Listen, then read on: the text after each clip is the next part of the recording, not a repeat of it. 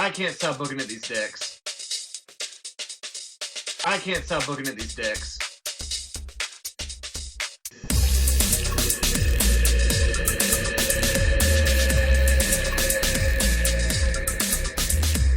Welcome to World Class Bullshitters, where we discuss pop culture on 6th grade reading level.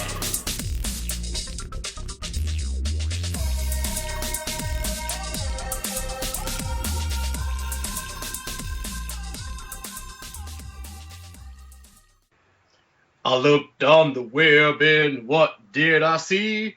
Harriet Tubman's big fat ass. There was a band of retards, aka Democrats, trying to put her ass on her cash. Swing low, sweet Harriet. You do I can not see why you didn't deserve tell me about this honor.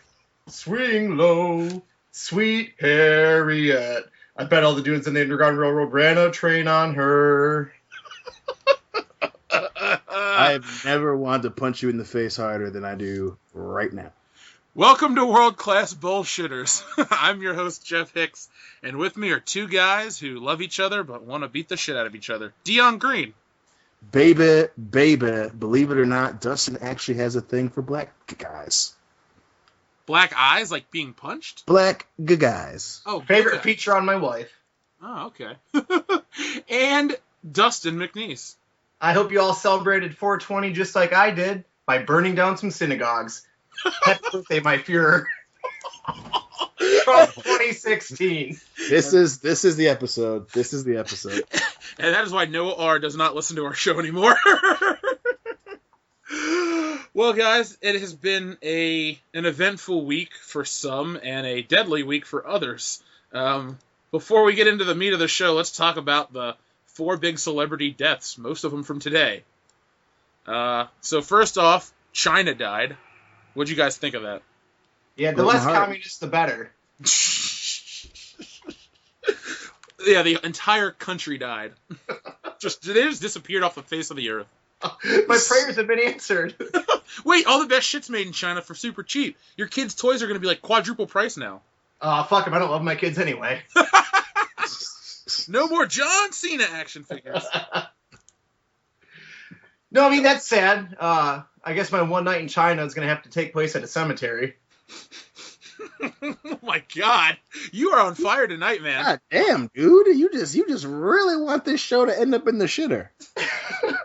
A world-class bullshitter is what Dustin is. Dion, you wanted to bang China more than anyone else I've ever met. How do you feel about her death? I mean, I think I'd still bang her. I mean, I'm sure that there's a little bit of temperature left in the whole shebang-a-bang, but it did make me very sad. A lot of wet dreams now are going to be with extra tears more than usual, and Wait, stop. How many times do you have a wet dream and cry? Well, usually when it's either China, Ellen Ripley specifically, I don't know her by that other name, or times when I'm really confused about my sexuality and dream about Dustin. Oh, okay. I didn't know that brought on tears. Well, definitely the Dustin part.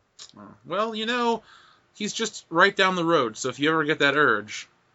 That's true. He's just a man standing in front of another man on his knee. Cock out. This got really weird. Now, what's nice about how things are now is those maggots are going to provide extra stimulation as you're thrusting her rotting corpse. Well, she's been dead for 3 days already, according to the news story I read. Somebody found her. And the bizarre part is she had made a vlog of herself, and then she died shortly after the vlog was uploaded. She made a vlog on her YouTube channel. Damn. She recorded like, hey, it's whatever, and I'm here. But I didn't really watch the vlog, but she posted it right before she died. Mm. But I met China about a month ago, and she was super cool. And speaking of her YouTube channel, I'm on her YouTube channel, and that was really bizarre to see myself on there. I'm not sad that... I'm not like, oh my god, she was my favorite, blah, blah, blah. But it's shitty that she's dead because it seemed like she was getting her life together. Kind of like how Sam Kinison died. He got his shit together and then he was in a car wreck. So, it always sucks when people that have demons finally overcome that shit and then die. Yeah. Another big celebrity death was Prince. Dion, I saw your sister was crying about this on Facebook. Yeah, man. Well, she didn't know about it until because I texted her and she left a voicemail because she heard about China dying, and then I made a Prince joke, and she didn't get it at first. And I said, "I know, man. It's a horrible day. It's first China, now Prince." She goes, "Wait, Prince?" Then she was getting like, don't joke with me. Did Prince die? I was like, "Yeah, man, Prince died." And she choked up on the phone. I mean, it was almost as if my fucking dad had died or something. I was like, "You okay?" She's like, "Yeah, no, I'm fine. I'm fine." How many doves cried today, Dion? Too many, Jeff. Too many. Dustin, do you have any opinions on Prince's music or him in general? Are we ready to call him the artist who was formerly alive? Is that a moniker? I think TMZ beat you to that punch. They made that joke earlier, I think. Fuck them. Fuck them. Hey, well, I don't like TMZ either. I like to think that we're the TMZ of the podcast world. There you go. Shitty but topical. What else? Balls Mahoney died, right? Yeah, Balls Mahoney is dead. I just found the video of you on her fucking channel, and first of all, of course, you're wearing a fucking Black Ranger t-shirt. Second of all, I just can't imagine the fucking flashback she had when this giant 300+ pound, 6 foot half black motherfucker gives her a drawing. And she's just like, "Oh, what you bring me?" Wait, you forgot, dude. I'm more than 6 feet tall. Don't take away the extra height. I said over. No, you said 6 feet. I can play that at the tape. Play it the fuck back, dude. Later. I bet you her clit was so hard when she got that. Well, there's more to that video. I watched that video twice. The interaction was a couple minutes. It's only a 30-second video. She was super friendly because I saw her the day before, and I walked up to her. I was like, "Hey, China, as a kid, I only had 2 girl action figures, Princess Leia and China." She gave me a high five. She's like, "That's awesome." I was like, "Yeah, you were legit." And I talked to her for just a couple minutes because I was working at Horror Hound. And then you've seen the rest of the video. The coolest part that's not in the video is she's like, "Will you sign it to me?" So I had to autograph a picture I drew of her to her. So that was my favorite part. I wish I had a picture of that, but I don't. Yeah. But the mom from Everybody Loves Raymond died. Yep. And then this one, I was like pissed off about this one. The guy that directed Goldfinger. Yeah, I saw that. Guy Hamilton, he died. So what? No, like out of all 4, the one that made you the most mad was. Hey, James Bond is a huge part of my life. He's going to be replacing my Star Wars posters in a few weeks. I can't wait till they turn him gay. I cannot wait till that podcast. I am going to come to your house and piss all over your couch and everything you own and love. I will drink gallons of water just to make sure I have enough piss to shoot all over your home. You're going to have to compete with my 6 dogs, I guess, because they piss on everything, too. Hey, they don't get to piss in your PlayStation, though. I know where the vent is on the back. I'll just whip it out and just spray the whole vent. I'm like, fuck your process in GTA Online. Was Balls Mahoney one of the 4 that you were going to mention, or is there another? No, the 4 were Prince, China, Guy Hamilton, who directed Goldfinger, and then the mom from Everybody Loves Raymond. Okay. Nobody gives a shit about Balls Mahoney. You laugh, but you know I'm right. I do. I guarantee you, Vince McMahon heard Balls Mahoney died. He went, "Who? I don't have to pay for rehab anymore?" Thank God. I'll just look in the mirror and thank myself. That's a very Vince McMahon thing to do. Yeah, so barring all the deaths, what is the big news this week, gentlemen? Dion, you got anything? You know what I did, and I absolutely forgot what it was. But well, then I will go. Show seriously. I got some, Jeff. Go ahead. Iron Man is confirmed to be in Spider-Man: Homecoming, and this comes alongside news that Michael Keaton might already be out of the film. Which is disappointing because Michael Keaton was what was going to draw me in. I'm a big Spider-Man fan, but I don't need another reboot. I don't even need more Spider-Man movies. The MCU is perfect without him.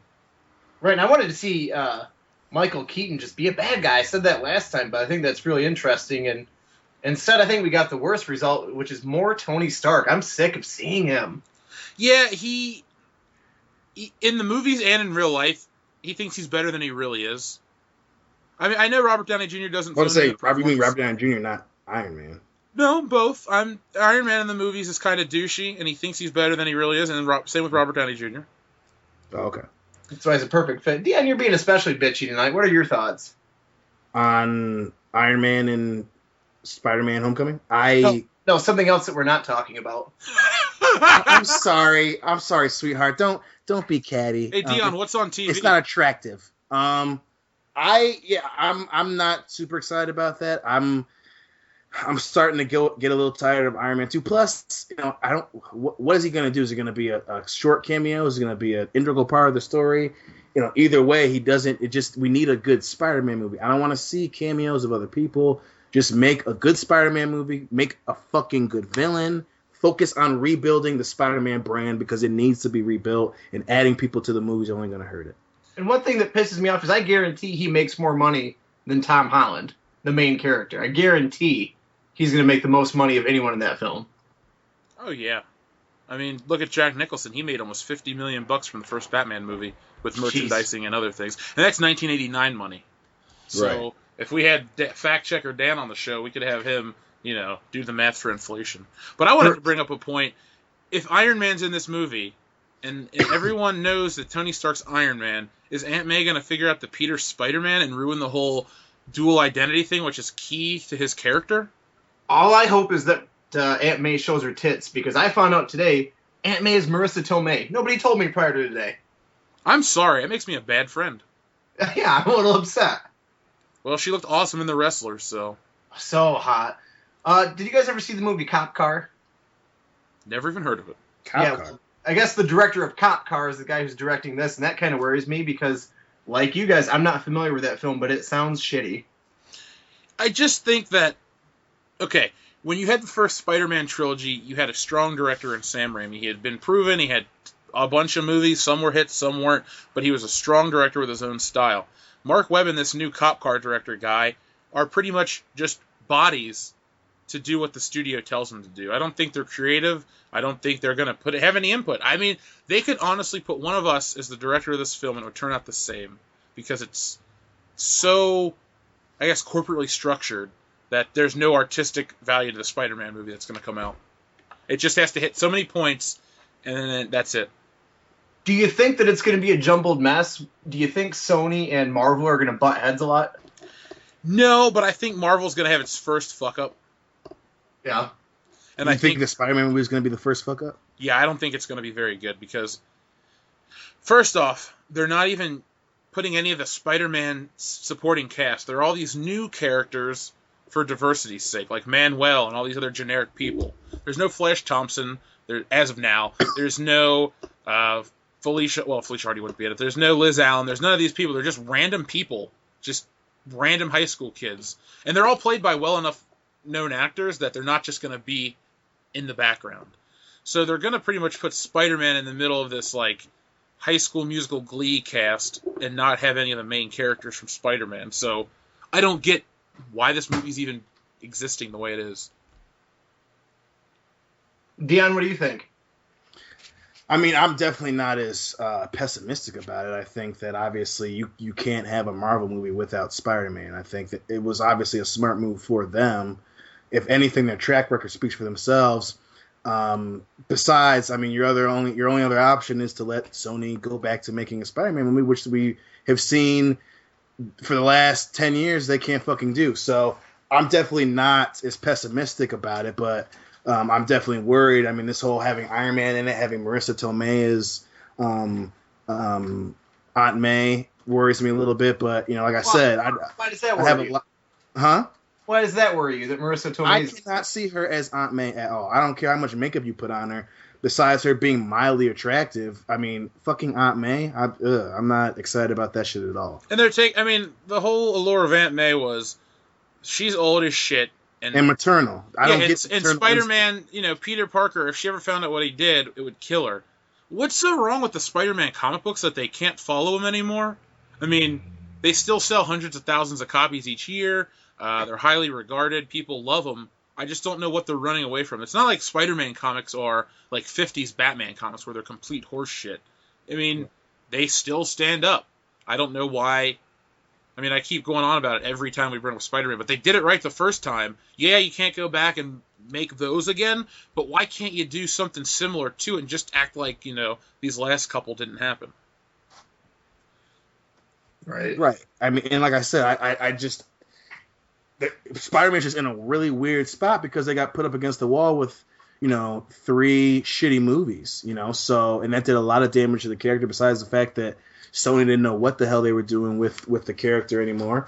And again, I'm a lot more positive about it being in Marvel's hands. I don't think Sony's going to butt heads with Marvel Studios because, like I said, they can't make a good Spider-Man movie. I mean, a Spider-Man movie is, it has to be fucking good, true to the character, and they can't. They have no idea how to do that. And if anyone can do that so far, I mean, hell, they made they made Thor an interesting character. I have no doubt that they can at least make.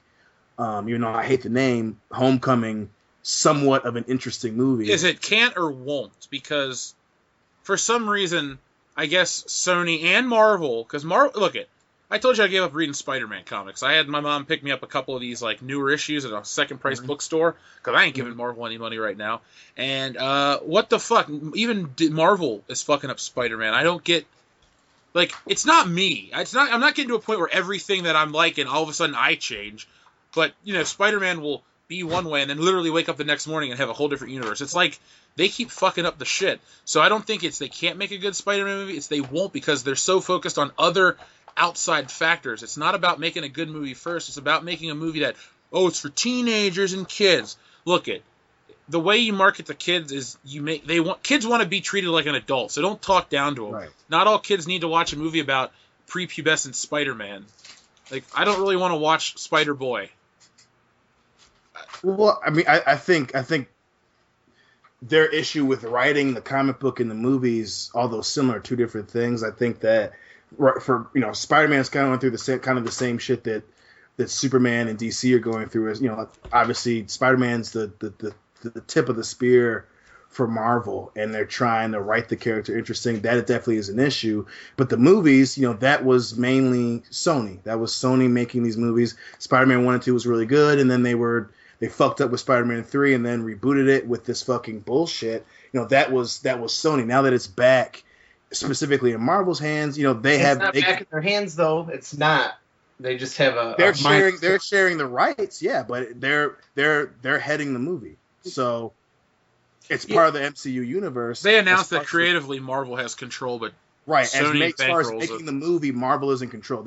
Sony's just sharing the profits. They're not.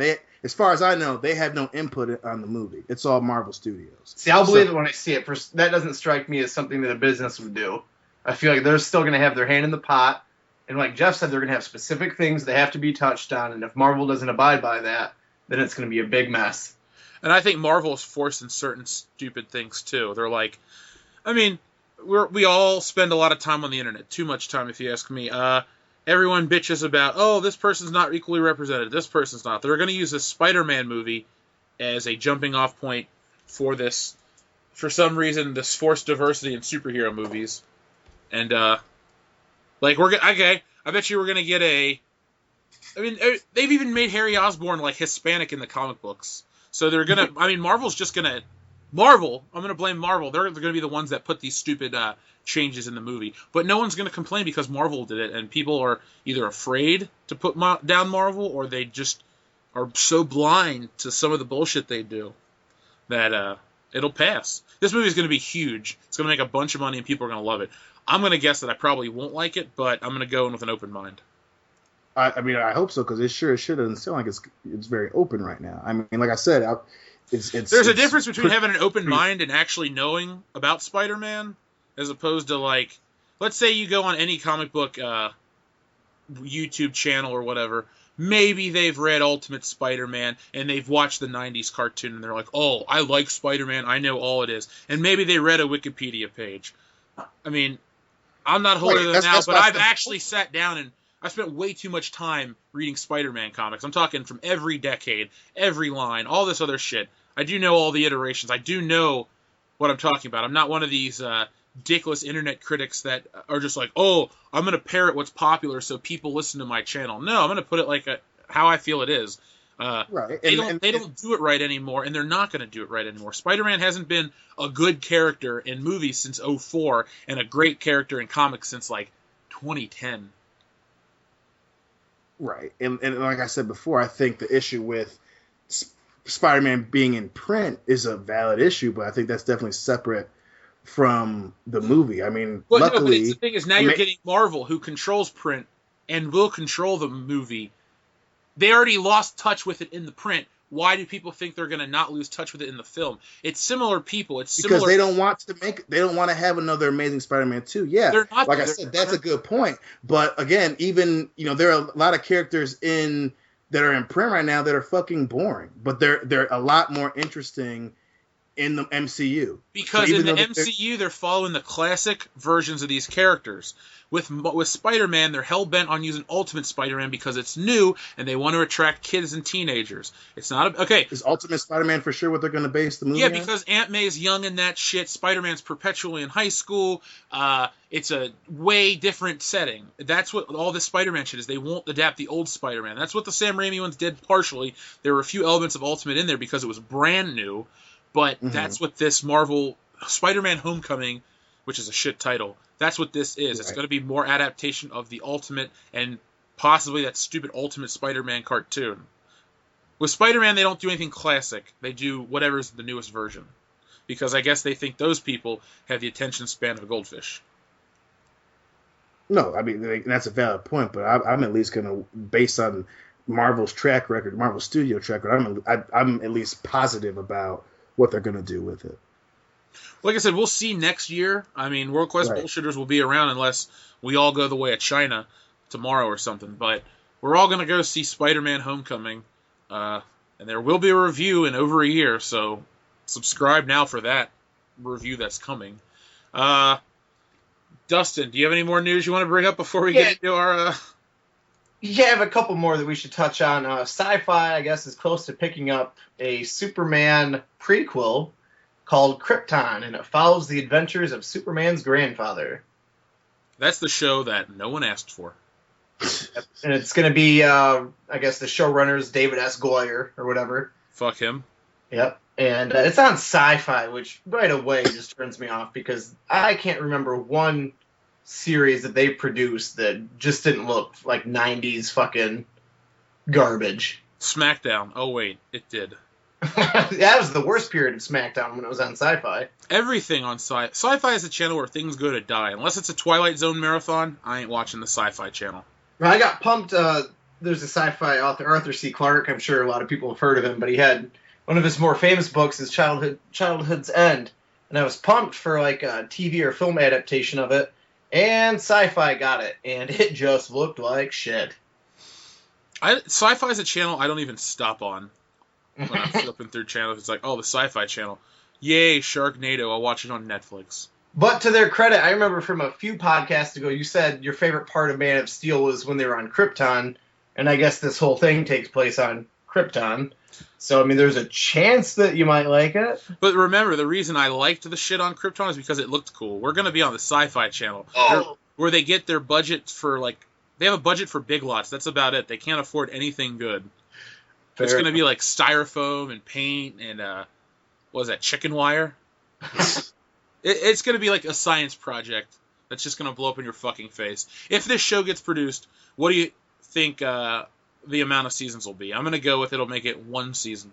2. I think that they're gonna hold out and hope that they get more viewers for the second one by the time Justice League or whatever comes out. But, man, if it goes much more than that, that's disgusting. Dion? I don't think it's going to make it past 6 episodes. And I'm finally not the negative one. Hey, speaking of DC, do you think their fragmented TV approach is going to hurt the Justice League film? Oh, yeah. Oh, yeah. Because go ahead. Oh, I'm sorry. Oh, go ahead. What Marvel has going for it is, Agents of S.H.I.E.L.D. tied very well into Winter Soldier. Daredevil, Jessica Jones, I'm sure the upcoming Luke Cage and Iron Fist shows or whatever are going to tie in as well. So everything they've done since Iron Man, every single thing, live action at least, has been within this shared universe. What you have with DC is you have Gotham, which takes place in a different timeline. You have Legends of Tomorrow, Supergirl, all these things. I think Supergirl's connected to Man of Steel in some sense, but that's the only TV show that is. So they have all these disjointed timelines, whereas Marvel goes, hey, we're moving forward in time and these things are happening simultaneously. What I was going to say is I know a bunch of people that watch The Flash, even if they're not comic book fans. Those people are going to know that The Flash is in the movie of Justice League, and they're going to see a different Flash, and they're going to be less interested. Like, if we made a world-class bullshitters movie, and everyone's like, oh my god, we're going to get to see what these guys look like, and it's going to be funny, and then they replace us with the cast of, like, I don't know, Trailer Park Boys. Happy Days, yeah, the cast of Happy Days, cool. So Ron Howard will play you. I'll get played by Henry Winkler because, you know, I want to be the Fonz. And then Dion, you'll be played by Potsy. And Dan is Ralph Mouth. Anyway, it's just going to be a disappointment. I think it's going to leave a bad taste in their mouth. I don't know who made that call to not cast the guy from TV, but people seem to love that dude, so why not stick with it? And I think it's Flash a different backstory too. Like it's like a different Flash. It's not even the same character from the TV show. It's a different continuity altogether. Correct, but that's a bad thing because the average viewer isn't gonna know that. They're just gonna see the Flash. It'd be like if all of a sudden in the new Spider-Man movie, fucking Ben Reilly the clone showed up. No one would know what the hell that means. They're just gonna be like, okay. Oh, well, I got some more comic book movie news if we have time. Oh, we got plenty of time for news. Look at last week's show. So Tim Miller, the guy that directed Deadpool, he got interviewed recently, and he talked about how in the original script for Deadpool, there are going to be 3 other villains: Garrison Kane, Sluggo, and Wire. Are you guys familiar with any of them? I am not because I don't like Deadpool that much. Dion, you're a Deadpool guy, right? Somewhat. I'm not deep in the Deadpool. I mean, I recognize the Wire, but I don't know who Sluggo. What was the first name? Garrison Kane. Oh, yeah. I thought you said Garrison Kane at first. I was like, he's dead, isn't he? Oh, dead people are funny. No, so what he says here is that, here's his quote. He goes, "They were Ajax's sidekicks. They're all good characters. But I felt like, honestly, and this isn't pandering, I wanted some more women in the movie. And so I wanted to replace them with a female superhero or supervillain in Gina Carano's case." So what do you guys think of that? Dion, I know you have some faggoty-ass retarded idea. Jeff, what you got? Well, you'll be single in a year. But no, I don't have a problem with it at all. Hey, whoa. We can go back and listen to older episodes, and you say 5 years. Where did those 4 other years go? The last few episodes, that's where they went. I don't think his wife even listens to this show. Thank God. She has taste. Okay, good. Thank God for Dustin. No, Dustin, I think it's dumb when you try to... I just don't like when movies and any kind of art form tries to appeal to certain demographics by switching up what would be good. Because Gina Carano was the most forgettable part of that movie. Like, Well, she was the fat bitch? No, her tit popped out, right? Yeah. And it didn't even show it, right? Right, yeah, because Colossus, he's all chivalrous or whatever, and... He's a But dick. yeah, so, I mean, for him to outwardly say, oh, I just wanted more women, so I got rid of a good script or whatever, and then to qualify it with, and this isn't pandering, that's the same as going... Isn't that the definition of pandering? Or, what's that? Isn't that the definition of pandering? Right. I think Tim Miller needs to be given a dictionary with the script for Deadpool 2. Well, he's already proven, and now I'm scared for Deadpool 2. I mean, Deadpool 1 turned out amazing, but he's already proven the kind of person that he is that he'll go with the whims of society and all that SJW bullshit. So how do you think they're going to fuck up Deadpool 2? Are they going to make Cable a woman? Ugh, I'll skip the movie if they do that, just on principle. I would hope so. I can live without seeing Deadpool 2. Deadpool 1 was awesome, but I already liked comic books and this kind of shit, so I didn't get into Deadpool because he was, witty or the most... I don't even think he's the most accessible. I went back and read a bunch of shit about him just to get a frame of reference for this movie. It's stupid. Fuck you. Dion, what do you got? As long as it's good. If you do it and the story makes sense, I don't have a problem with it. Now, if you're just shoehorning it in, then that's when I'll have a problem with it. But since the first Deadpool was good, I'll at least see how it turns out. Do you consider what he did in the first movie shoehorning? For him to have a script with original characters from the Deadpool universe, and then to just throw them out and throw in some fat bitch. Well, I mean, some of the characters in the first one weren't characters from the comic book, so I don't think that that's necessarily applicable. But No, I mean, you're missing again, the fact that he intentionally wanted more women, so he throws out characters from Deadpool lore and throws in this kind. Well, again, if it's good, then I don't think it won't matter. But if depending on what the details of the script are, and if it doesn't make sense, then it's going to be a problem. I mean, like I said, if he wants to have a woman, I don't fucking care. But if the story suffers just because you want to do that, then that's when I'm going to have a problem with it. Yeah, but you have no way of looking into an alternate universe where the original script was made with these characters. What if you could, and what if you saw that it was just infinitely better somehow? Then would you be saying the same thing? Well, do you know what the original script was about? No, I'm asking you a hypothetical question.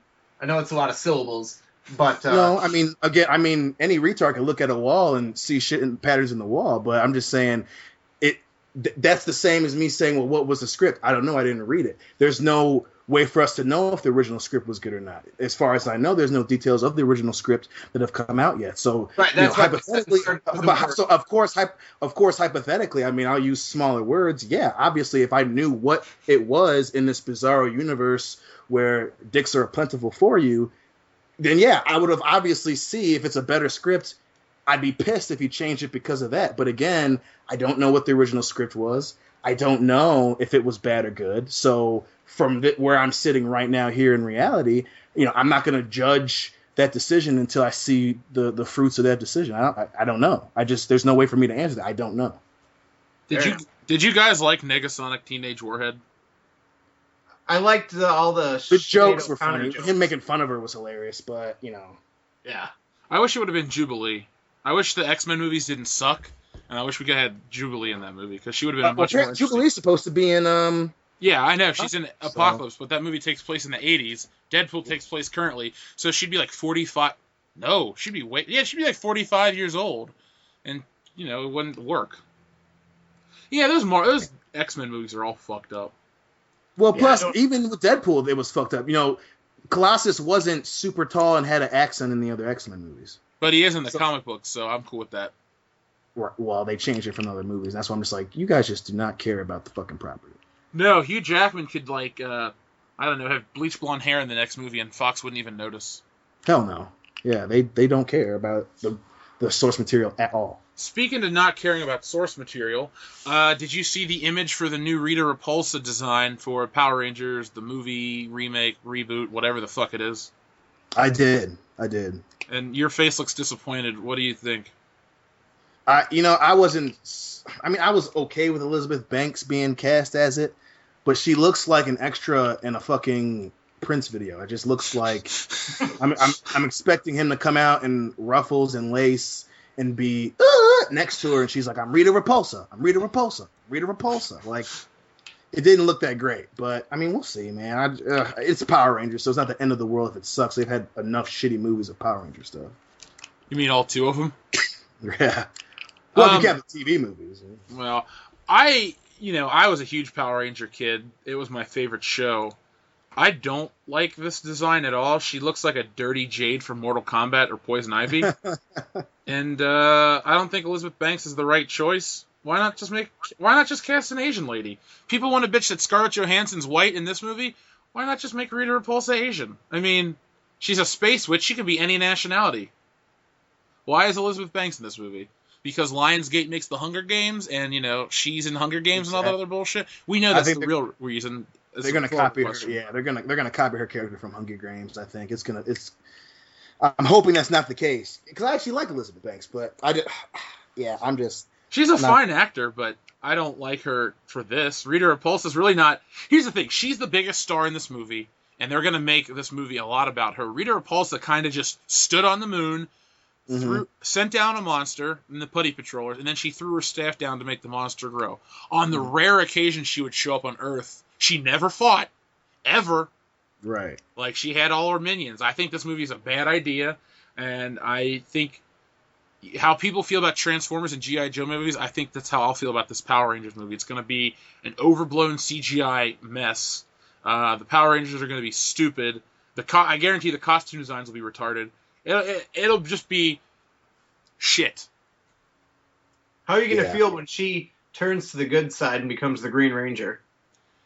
I will vomit and mail it to your house. Please do. Okay. In an envelope. Just in a big manila envelope. I will, but I'm going to make sure it's one of those kinds that has padding with the bubble wrap so it won't leak through, so you can get the chunks of popcorn and beer and disappointment in the mail. I mean, I grew out of Power Rangers. I don't really care about it. The show was cool back in the day. I loved it. I mean, I just think this is a bad idea overall. It's just milking something that's already gone. Speaking of other... Go ahead. If they went in the direction of that Power/Rangers YouTube movie, would you think that it'd be way better? I didn't like that. You didn't? Power Rangers don't shoot people in the head. I mean, if you had to make a movie of the Power Rangers, like Mighty Morphin, because if they made it like off some other iteration of Power Rangers, one, I wouldn't go see it, and two, I wouldn't give a shit because I didn't watch it as a kid. When I was a kid, as soon as they switched costumes and went to Zeo, I stopped instantly. I thought, whatever, this isn't the Power Rangers anymore. If they made a Power Rangers movie, it doesn't have to be dark, but it doesn't have to be stupid either. Give it the tone of the Avengers, you know? And don't have multiples. I don't know. I don't know how the Megazord's going to look. I'm worried. I think that's going to be the worst design. And Kimberly was hot, so. Yeah, and she aged incredibly well. Yeah, she was Amy Jo Johnson, son. I just want to do a great public service for our viewers, and if you haven't seen pics of that actress naked, it's on Google. You just got to do it for yourself. There's tons of good stuff on Google, and I love it. Google is the second greatest invention of the 21st century. Well, 20th century. What's the first? The internet. There. I Googled world-class bullshitters on Google image search. And, oh my god, all of our videos pop up. Cool. Sweet. Can I bring up another retarded childish thing? Oh, of course. Keep going, man. Sports. So, tell me about your experiences as a transgender. Ask your wife. That makes no sense. Yeah, thank you. Like I said, ask her. Are we going to explain the opening segment? Of course, because if people listen to the episode this deep in, like, this is almost an hour long of just shit. If anyone listens to the show this long, they're going to wonder why Dustin started singing. So, Dustin, shall we enlighten them? Harriet Tubman, that fat bitch, is bumping Mr. Jackson off the $20 bill. And I ain't okay with it. And you shouldn't be either. I'm not okay with it for reasons like that's a waste of money and time to change the money. And off the principle, your money, for every other country, it's monarch or founding father. Like, the Queen of England's on money because she's the Queen of England. You know? Abraham Lincoln's on the $5 bill because he was the President of the United States. And, yeah, we got Ben Franklin on the 100 because he's a founding father and he was greatly important.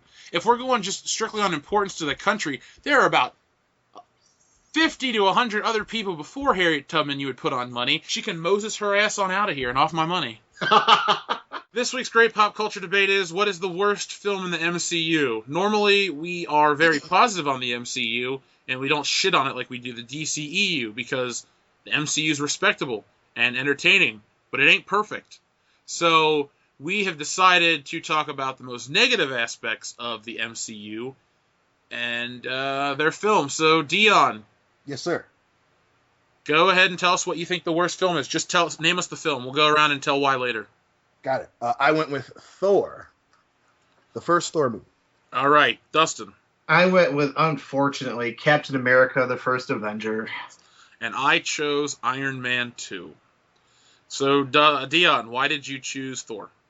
Because you can feel how rushed it was. It was definitely them trying to scrub as much Thor together in a cohesive way to get it into Avengers. Plus, they shoehorned other characters that they wanted to be in Avengers, obviously, namely Hawkeye and his appearance in the movie. Now, I get that he's not one of the big A-plus players, especially for Avengers.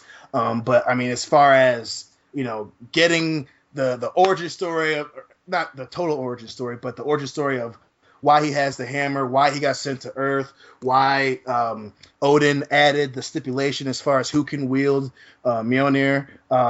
It felt overall rushed, even though we got really good actors into the universe, got really good characters. Loki is one of my favorite characters for the whole MCU, but the storyline just felt real rushed, especially the end where he fights the Destroyer armor. It just felt kind of anticlimactic for Thor's opening into the MCU. Dustin. So Captain America is who got me into comic books. I haven't been reading since the 90s or anything like you guys, but my first introduction to him was Civil War, and I thought, what a fucking badass. And so, we find out that they're going to start doing the shared universe, and they're going to do crossovers. And so I am pumped for Captain America, especially they titled The First Avenger. That's our first official inclination that they're going to be bringing these guys together. And it is that and Thor 2 are the only two MCU films that I've only seen once in my whole life. I watched it in theaters, and I walked out so disappointed because there was nothing memorable from it. Red Skull was just blah. I mean, I like Hugo Weaving, but the action sequences weren't anything to write home about. The overall tone didn't have kind of like a sepia, kind of light brown tan tone throughout the whole thing. It just looked not interesting. And Captain was cool when he was the little skinny guy, and you watch him, why he deserves this serum and why he's a badass. But I mean, beyond that, I might not ever watch that movie again because I was so disappointed the first time. Yeah, I will definitely tell you what I think about your films in a second. The reason I picked Iron Man 2 is because it's a jumbled mess. There is not a cohesive story. They want to go demon in the bottle, but they're too afraid to. They want to go in other directions about how Iron Man's armor affects the world, that besides him. They kind of do it, but they don't go fully through it. Mickey Rourke was stunt casting because he had just come off The Wrestler, and his character sucked. His accent sucked. He wasn't compelling to watch. Justin Hammer could have been really cool had they given him more time and made him the true villain, but he goes out like a bitch. He gets arrested. That's the end of it. Talking about memorable action, I'm drawing a blank. There's the one part where Scarlett Johansson does like a flip or something, and then there's the part where he jumps out of the airplane. Other than that, Iron Man 2 is forgettable for me. You could watch every other MCU film and skip that one and get the entire story. You don't really need to watch that because the first few minutes of the Avengers basically covers the entire premise of Iron Man 2 which is, I want to be in the Avengers, but I'm not good enough. You want Iron Man, not Tony Stark? They talk about that and when Coulson visits Iron Man in the Avengers. So you could wipe out Iron Man 2. It is not even a necessary movie. It's a waste of 2.5 hours. I would like to add that I think, the last part of your statement there can also apply to Iron Man 3 and Thor 2. Iron Man 3 especially because the whole point of Iron Man 3 was he doesn't need the Iron Man suit anymore. Like, he can be, Tony Stark without having to be Iron Man. And then when Avengers 2 rolls around, it's like it never even happened. Yeah, he may be for being the most prolific character in the film series, he has the most useless movies. Just watch the first one, and then watch the other Avengers movies, and you'll get the entire story, because I don't think he does anything interesting in Iron Man 3. When we were talking about it, the preview for this show, I was thinking, which Iron Man film? Because they're both just, the first one's great, though, but the second and third are shitty. And Thor, I like Thor. I think it's definitely better than the first Thor, or the second Thor, and it's funny. And the first Captain America is not very good. It's got. Well, it sucked for me because he is my favorite comic book character. I like that he is the symbol of America, but when the government starts acting shitty, he has no problem standing up to them. I really love that character, and I just didn't feel much for him or Bucky or Peggy or whatever the fuck her name is. Oh, I didn't really care about it. Huh? I think she's hot, but I don't like her character. She's better in other movies, in my opinion. Yeah. Did you ever watch the Peggy Carter series or whatever, Agent Carter? I watched the entire first season. And, how was it? Good enough to keep me watching because she has big boobs, and that's kind of what drew me into the show. Fair enough. But other than that, it's just a forgettable show. It's like Iron Man 2. It's forgettable. I don't like Marvel TV shows or DC shows because they talk about the characters we want to see, but we don't get to see them in the show. It's almost a pointless thing. It's a waste of time in my life. Yeah, shit, these aren't really good looking back on them. Are they better than a lot of other superhero movies? Of course. I mean, are they better than... Okay, I'm going to take these 3 movies. I think they're all better than, let's see, Batman and Robin, Batman Returns. Batman Returns. I don't like Batman Returns. I'm going to stick by that one. I can't watch Batman Returns. They're better than Spider-Man 3, Amazing Spider-Man 1 and 2. Superman Returns, Superman 4, Superman 3. There's a lot of movies that these are superior to, but for the MCU standards, they're pretty low. If I was going to do a top, 13 films? I think 12 that have been released. Okay, so I'm going to do a top 12. Those 3 films are probably going to be number 12, 11, and 10. Well, no, I take that back. Thor 2, definitely lower than Thor 1 in my opinion. Yeah. So, Dion, I agree with you that Thor was kind of anticlimactic, but he was so good as Thor that it made me like a character that I had no interest in prior to the film. No, that's and that's one reason why Thor is so likable. Chris Hemsworth does a fucking... I mean, arguably the Thor movies have like the best casting. I mean, you have fucking Anthony Hopkins as Odin, Tom Hiddleston as Loki, Rene Russo as what's Thor's mom's name? I don't even fucking remember. You know, Chris Hemsworth as Thor. Yeah, I mean, everyone's cast so fucking well. But just the story was just it felt so rushed, and I love not Ragnarok. I love the Dark World. I really love the Dark World. But you know, the first one, the best action scene is when they go to Nibelheim or whatever with the Frost Giants. I mean, him fighting all of them and he's showing the might of Thor. That's the best action scene in the movie. You would think that it would be at the end when he's, you know, defending Earth, but you know, at the end of the movie, it's just you're just waiting for him to get Mjolnir because you know that he's going to beat the shit out of the Destroyer armor, no problem. So it was just so, you know, and that's the only thing. At least with Iron Man 2, them fighting all the other mecha suits that's at least my favorite part of the movie. And I mean the same with Captain America, although it's not the best action scene of all the movies, you at least have him and the Red Skull facing off. You know, the whole movie's pointed towards that encounter. Thor, you know, that's what, you know, and I've said it before, I'll say it again, at the end of the day, the end of the movie is super important, and it's just so lackluster, man.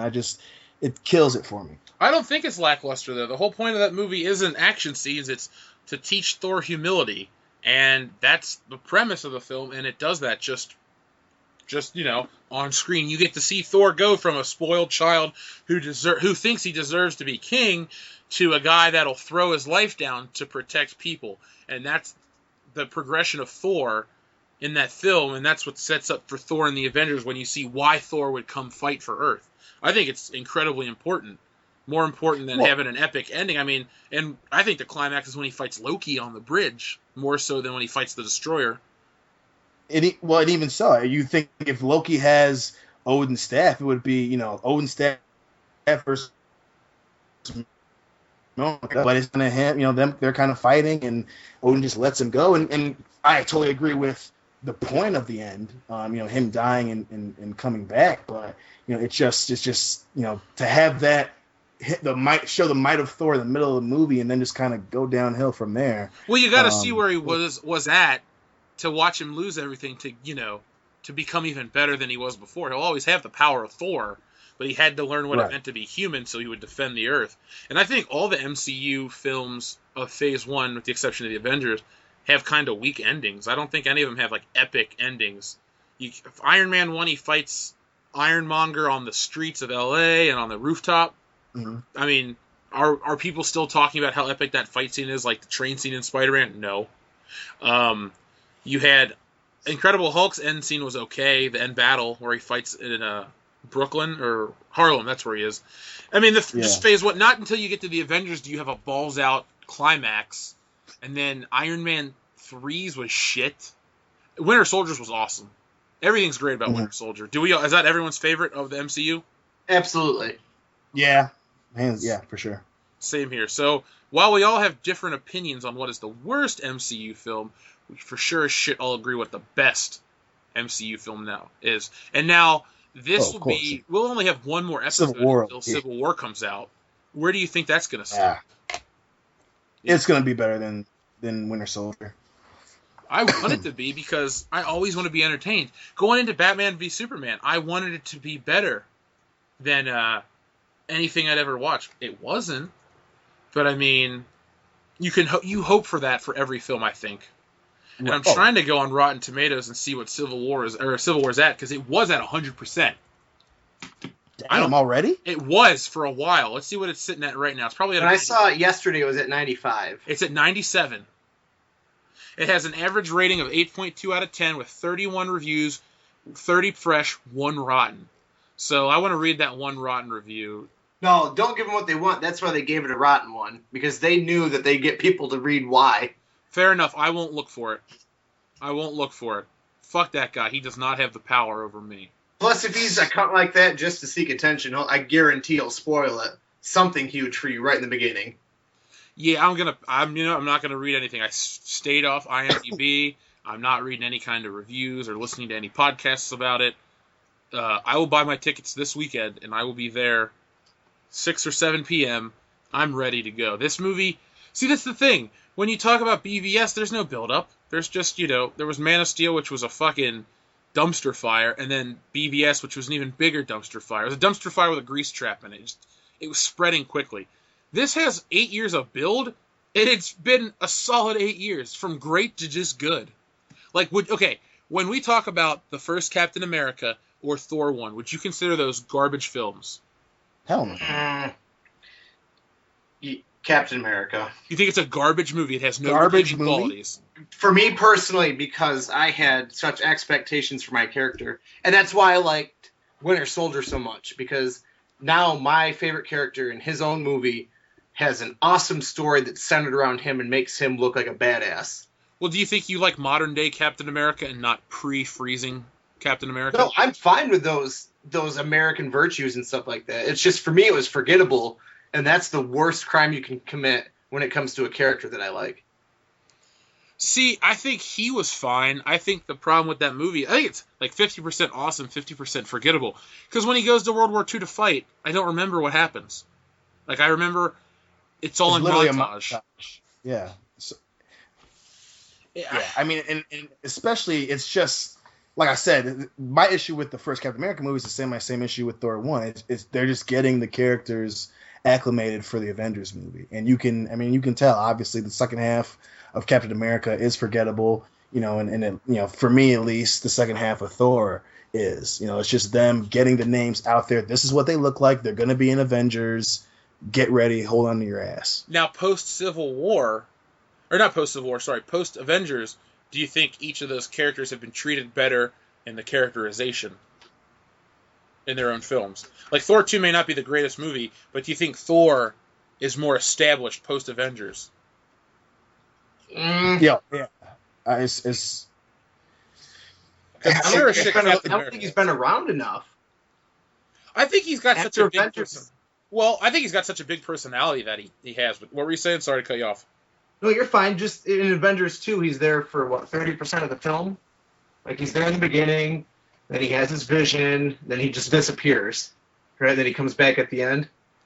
Or does he even not come back? He comes back because he's like, is that all you got, he's or fighting something? with them. Yeah. Right, so he's gone for a big chunk of it. When he's there, it's cool. When he's, like, kind of fighting with Tony Stark about who has the hotter girlfriend or whatever, that's cool. But, I mean, beyond that, we don't get a whole lot of him. And, like I said, I've watched Thor Dark World 2 once, so... I think... Go ahead, Dion. The thing about the Dark World I love is it explores his relationship with Loki a lot. So that movie, coupled with the first Thor, and at least his parts in Avengers 1 and Age of Ultron, I think it'll be even more established after Ragnarok. But if we were going to go with today, Thor's definitely gotten, obviously not the same limelight as, say, Iron Man, but I think he's definitely gotten a fair shake as far as making people know. They can at least say, okay, this is Thor, that's what he stands for, this is where he's from. We can talk about him. We know the character enough. So, I mean, yeah, I'd say yeah, after Avengers for sure. He's definitely been introduced pretty well. I think it's a I think we just got to give Marvel a little bit of credit because they're taking characters that no one really gave a shit about and turning them into a household name. I know there's tons of little kids out there that have Mjolnir, like toy hammers, and they know who Thor is and all that bullshit that comes with the character. But then you got Batman v Superman. They took a character like Wonder Woman who's iconic but not necessarily popular or well known but not necessarily like in demand, and they just don't do anything with her. Or Superman. I think Wonder Woman and Superman are both equally popular, which isn't saying a lot. They're well known, but they're not in demand like Batman. You can tell where, all the effort went. And I think with Thor and all the other Marvel characters, everyone got the same shake, and I think they've all done a good job. Ant-Man. Who gave a shit about Ant-Man prior to last year? Nobody. Maybe some old dudes that were little kids in the 50s reading, what was it, Tales of Suspense or whatever? Like, maybe they gave a shit about Hank Pym and the early Avengers run, and maybe when he beat his wife or something, but, Marvel Studios is able to make interesting characters out of everybody. But I'm just getting...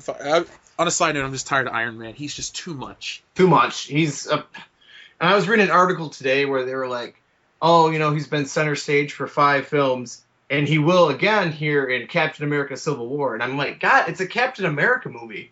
It's not about Tony Stark. It's about Captain America. I'm sick of it. Yeah, I mean, his shtick is getting old. It was cool when it was new, but he hasn't changed much. He hasn't grown. And when you thought he was growing in Iron Man 3, when you thought that he was going to finally be able to transcend the need to be a superhero, they just completely what is it called? Retconned it in Avengers 2. Yep, it's like Iron Man 3 didn't happen. Yeah. It's sad, because I guess that's a problem when you have different directors direct everything.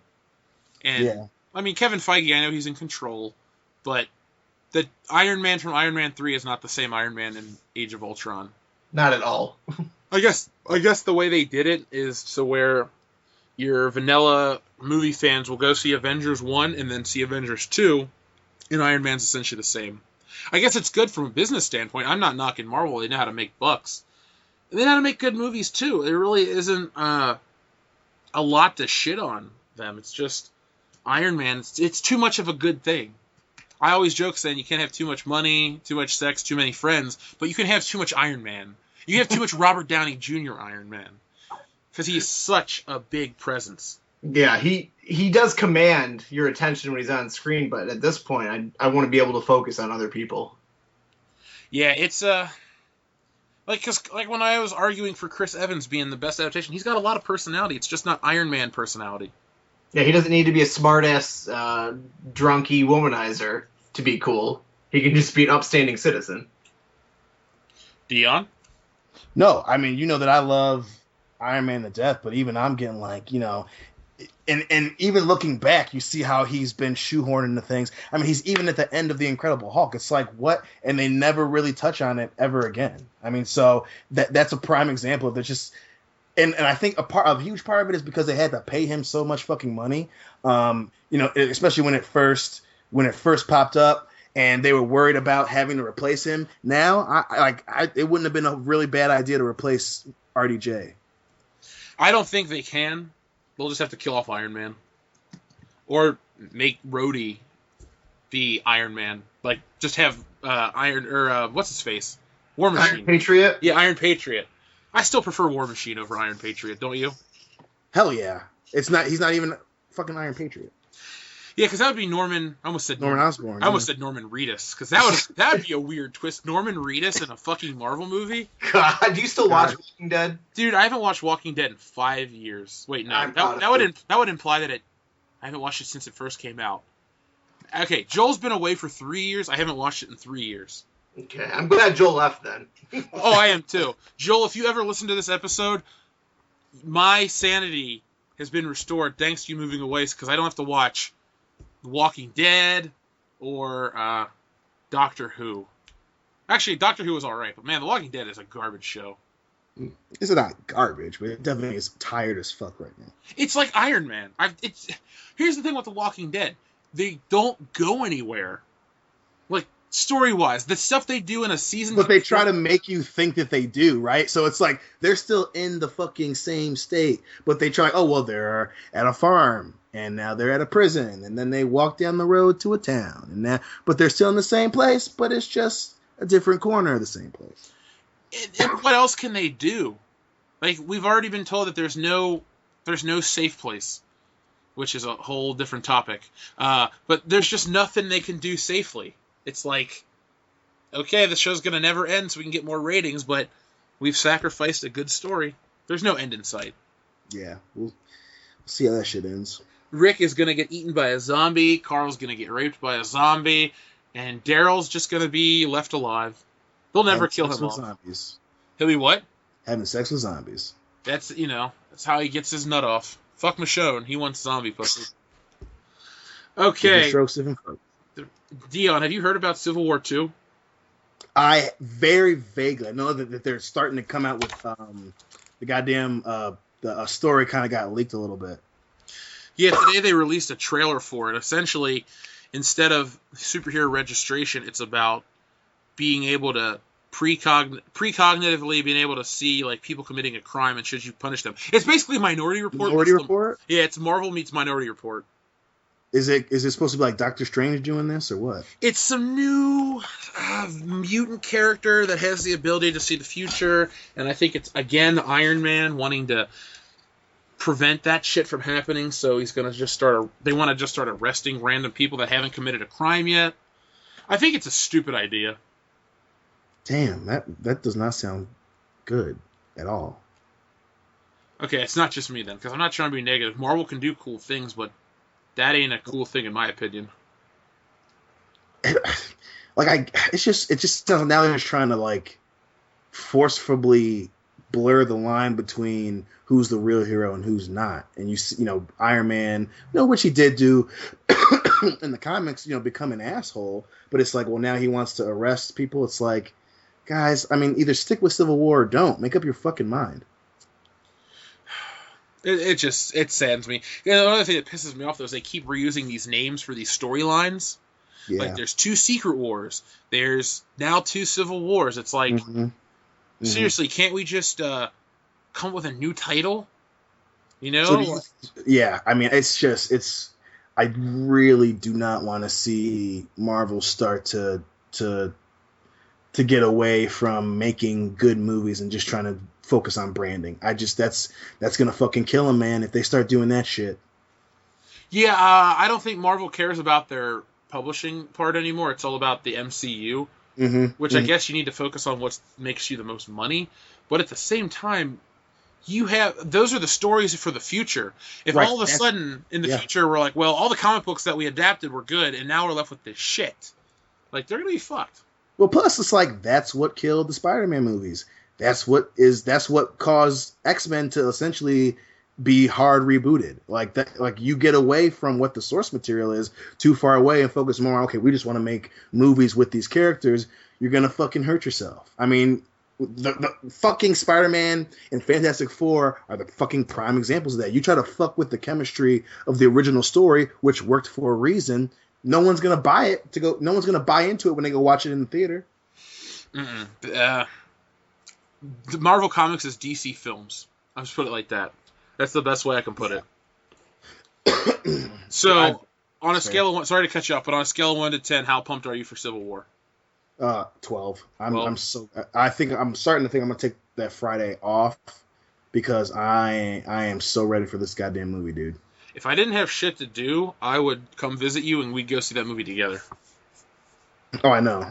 Oh my god, I'm so excited for this movie. Because I'm working free comic book day at my local comic book store, so understandable. They're like, hey, if you want to sell artwork and do stuff, then do it here. So I will.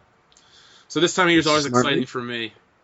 But it's a smart move, man. Do you have anything else you want to add about Marvel or comic books in general before we move on to fan mail and other witty things? No, I did have a question for you, and I lost track of it when we started getting deeper in the Civil War. Oh, do you think that it's going to be, to kind of explain this away, that it's going to be Thanos controlling Iron Man? I don't know if Marvel would go and do something like that, but if they did it smart, I wouldn't be upset. Right. I really want to know where Thanos what's his end game? Is it just to destroy the Earth? Because we've kind of had a guy that wanted to destroy Earth and a guy that wanted to rule Earth. So Thanos' plan really shouldn't be one of two of those things because we've seen it before. And I think a major payoff would be really fucked up. Well, I think it's going to be along those lines, but it's going to be, times 100. It's going to be he wants to kill everything everywhere. I think because I honestly believe they're going to get Guardians in this. They're going to get everyone in these movies up until this point. And it's going to be him just trying. I mean, hopefully that's the thing that they stick to is him trying to kill everything. And I think that would be something. Although we've seen, destroying the Earth and all that shit in countless other stories, it'll be pretty crazy to see on that scale a character want to do that. That is going to be the most visually stunning film ever made, I think. I agree. It's going to be fucking crazy. I mean, not to keep being a super uber duper fanboy, but god damn, I just can't imagine. I've read, was it the Infinity Gauntlet story from the 90s? George Perez, Ron Lim, and all those dudes. I've read that story. That's going to be cool. Like, now that they're getting more characters, and they've confirmed that there's going to be 68 Marvel characters in this film.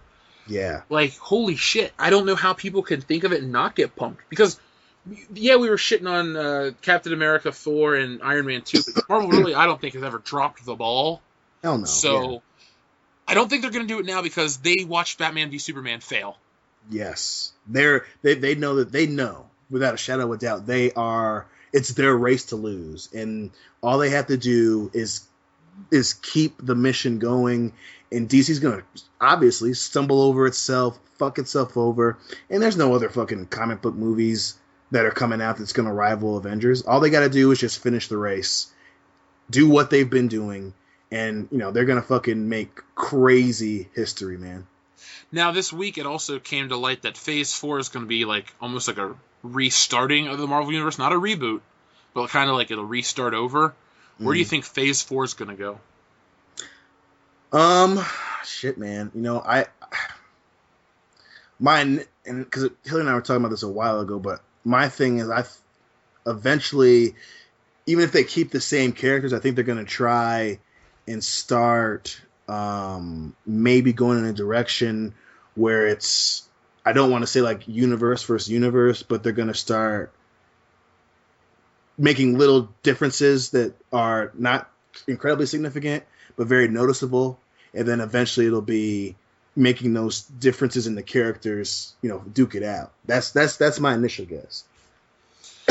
That's interesting. I never thought of that. I just thought they were going to have a new team of Avengers, kind of like they do in the book.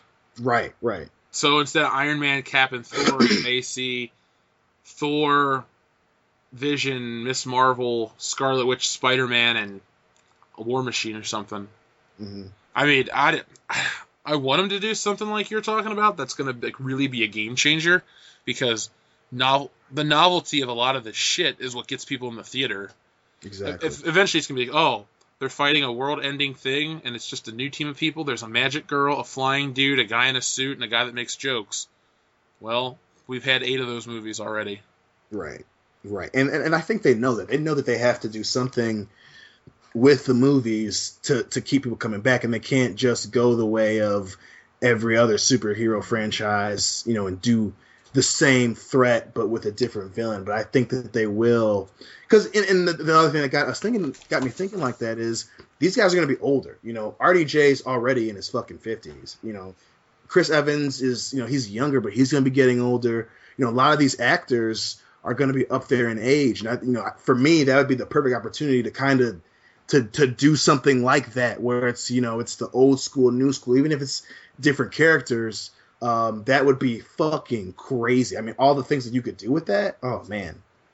I got a completely random question for you. Hit me. What do you think's going to set in first? Superhero movie fatigue or Star Wars movie fatigue? Star Wars movie fatigue. I agree 100%. Why do you say that over superhero?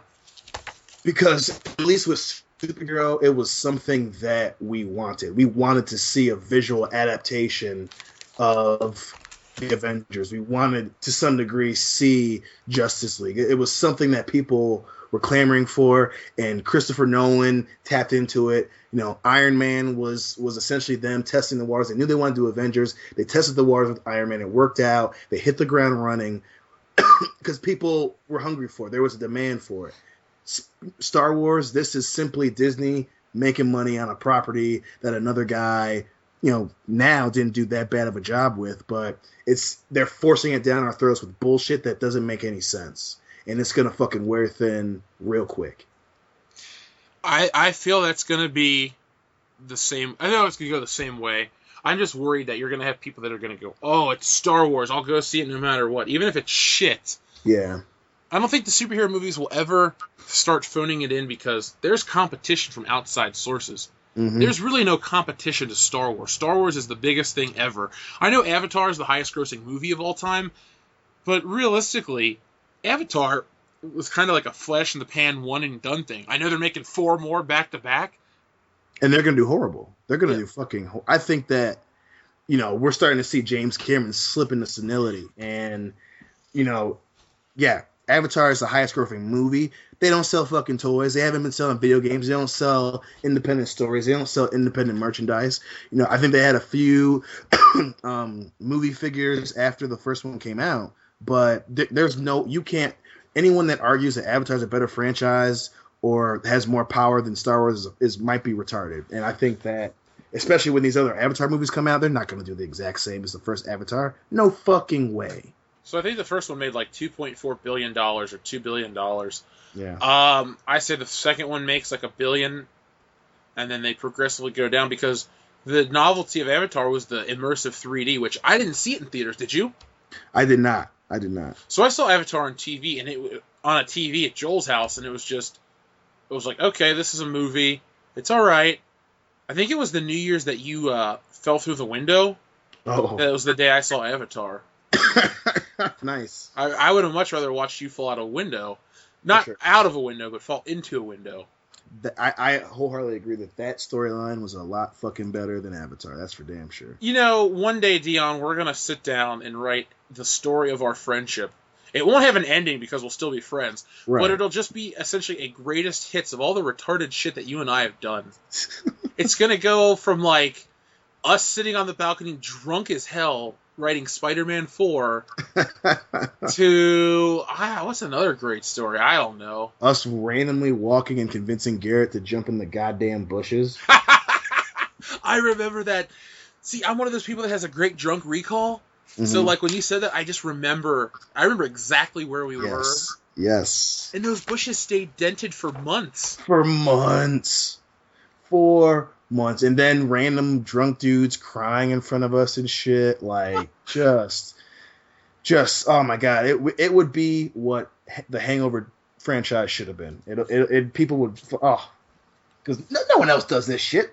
No, I mean, and they're all true to life stories. It's not like we'll be making up shit for views or ratings. It's like, everything here is true. We've only embellished the dialogue to make a cohesive story out of 30 minutes of entertainment. Exactly. But, like, I want to definitely have a Not Dale story where, the roommate who tried to kiss the girl and fell and hit his face. Josh, yeah. I think that's one of the funniest things I've ever seen in my entire life. His hand was just inexplicably broken the entire time he lived there? Yeah, it was really weird. Like, Did he have, like, a pain addiction, or was he getting beaten up by a girlfriend? I'm just going to throw all these different stories out there when we make the movie. We're going to just have all the hypotheticals. Like, what happened to Josh's arm? And we can do it like flashbacks. Like, we're like, well, what if he was getting beaten? We'll, get some, like, semi-attractive chick just beating the shit out of some guy. And then, maybe he just, was a really weird dude who kept doing weird shit with that specific hand and having, like, fist another dude or something. The other dude will be Dustin. Dustin will look at the camera and say, I wasn't even in this dream sequence, but it's my dream. That would fit perfectly. Well, speaking of fitting, it would be a lot of fun. It would be more entertaining than these Avatar sequels. I think they're terrible ideas. I'm a capitalist at heart. I'm all about making money. I understand that's what these businesses exist to do, but you gotta have good entertainment. Like Star Wars, the reason the first one made all that money is because it was like nothing you had ever seen before. Same with Avatar. Now, through time, people have acknowledged that Empire Strikes Back, or people think that Empire Strikes Back is superior, but when it came out, it made less than Star Wars. Mm-hmm. It wasn't well received. And then you had Return of the Jedi, which made not a lot more, but it made more than Empire Strikes Back. I think we're going to have a similar drop with Avatar 2. What's the gimmick this time around, though? Well, I think that the huge difference is, like you said, Star Wars was something no one had seen before, and Avatar was easily trying to blend Star Wars with Alien, with all these other sci-fi, with fucking Pocahontas, and and people can see that the story wasn't that good. And then like you said, like whenever when we talk about Star Wars, for Avatar, the story is fucking over. Like, the dudes left. The fucking blue natives, they won. They kicked John Smith and the goddamn white dudes off the planet. What's the next movie gonna be? They come back, but this time they've got bigger ships, bigger weapons, and they have bigger dicks. Like, what's the story gonna be? It's gonna be literally the same fucking thing. Well, I don't know about you, but I'll watch a 4-hour movie about a giant blue penis. Oh wait, I have. It's called Watchmen. Yeah, I'm with you. There's nowhere else to go. You've heard me bitch about Return of the Jedi. There's nowhere else to go. I mean, I saw Avatar maybe one. Okay, I saw it once for sure. I may have seen it a second time. I don't remember it as much as I should, but that wasn't even that interesting to look at after a certain point. It was just like, ooh, pretty colors. Are they going to have more photorealistic CGI? Because about 30 other franchises do it better. Exactly. Avengers, the CGI is spot on. Even for the first Avengers, which is now 4 years old, those effects look spot on. The Hulk looks great. So you can't have the visual spectacle of great special effects anymore. And you can't have 3D because every other movie comes out in 3D. You know? I mean, when movies like... Was there a Hot Tub Time Machine 3D release? Yeah, I think the second one came out in 3D. That's what I'm saying. When you're getting this like random-ass comedies and shit that shouldn't even be in 3D... And they have stuff like Hardcore Henry that should have been in 3D. But when you have just shit like that in 3D, you take it out what made Avatar. So, are they going to go underwater? Because, I mean, you can't go into the trees anymore. That's not entertaining. Yeah, and he already did that with The Abyss. Like, what the fuck? Like, what is there for the story to do? I mean, I don't think there's really anything... And again, knowing the egomaniac that James Cameron is, I wouldn't be surprised if he tried to fucking pin it up against Avengers. I wouldn't be surprised at all, and it kicks Avatar's fucking ass because it's going to come out in the summer, and it's supposed to come out, and 2 is 2017 or something like that. I think is when it's supposed to come out, but it's like there's really nothing to be said about the story, and. Man, I'd be surprised if the second one passes $1 billion. I really would. What if they use Avatar as like an anthology thing, where it's an avatar of a different place? So this, what are they called? The Na'vi? Right. What if they're not even involved? What if it's like another people called like, I almost called them the Chitauri, but like the Mugu Gaipans, and they're on a planet of fire, and it's just about fire. But what's the story going to be? Oh, well, now the water people are coming because they want to have the fire people's mineral of firetanium. And now there's one water people dude named Blake who's going to go on there, and he's going to have an avatar. He's going to fall in love with Firessa, and they're going to beat all the water people off, and then it's going to be Avatar 3.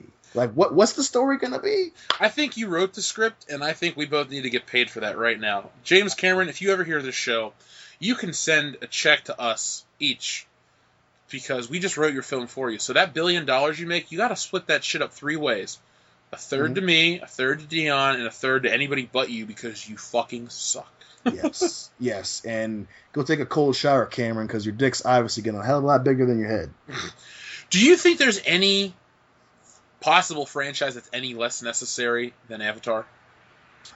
No, I really can't think of one that literally force-fed its way back into the American conscience for no reason. Literally, they're like, oh, they're going to be 4 more movies, and the collective response was, oh, okay. It's because I'm so excited for nothing. Right. I don't know. So we already have Avatar fatigue, and we both think Star Wars fatigue will set in first. When do you think Star Wars fatigue will set in? Post Episode 9 or before Episode 9? I think it'll be immediately after episode 8. So episode 8 will end, and they'll whatever the Boba Fett movie is going to be after episode 8. Like it'll be around that time, and people are going to be like, yeah, 8 wasn't that good. Rogue Squadron was okay. I'm done with Star Wars. Yeah, you're going to confuse a lot of people too, because with every other Star Wars movie, it's a continuation of the previous film. Rogue One's going to be the first, like, hey, this takes place before Episode 4, but after Episode 3. So people go, huh? Yeah. It's just going to be about characters that look similar, but they don't know them. Right. I would put... Episode 8's going to have a smaller opening than Episode 7, because I think there are a lot more people out there that feel like us, that kind of their eyes open, like, look, Episode 7's not as great as I think it was. And they'll go back and they'll watch it and they'll realize, oh, it's an inferior Episode 4. And those people will still go see Episode 8, but not in that huge numbers, you know? We already know what we're going to get with this new Star Wars franchise. We're going to get retelling of old stories. I wouldn't be surprised if 8 is damn near the same as 7, where it's a shot for shot of Episode 5. I would not be surprised at all if they decide that, oh, well, we're gonna make 8 episode, Empire. I wouldn't be surprised, but at this time, it's a jungle. Like, it's gonna be fucking ridiculous, and I think immediately it's gonna be the exact same shit, only worse with the fucking prequels. It's, that I've hit a low point when I don't consider the prequels the worst part of Star Wars anymore. Right. I got into this argument with people when I worked at the comic convention. This lady's like, you have very strong opinions. I'm like, well, if you don't have strong opinions, then you just watch any old bullshit. Right. What's the point of having an opinion?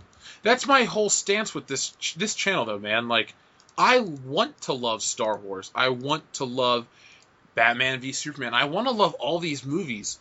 But if I don't think they're good, I'm not going to tell people they're good or tell myself that they're good just to keep up with appearances, just to keep myself sane.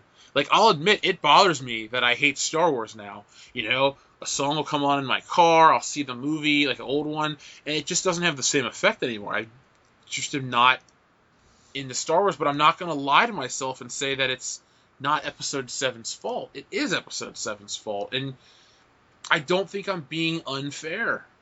No, and you're not, because, again, my whole thing is, if you're going to do something new, or you're going to go in a different direction, commit to it. The fact that Star Wars Episode 7 was not made for fans of the original trilogy. It was made.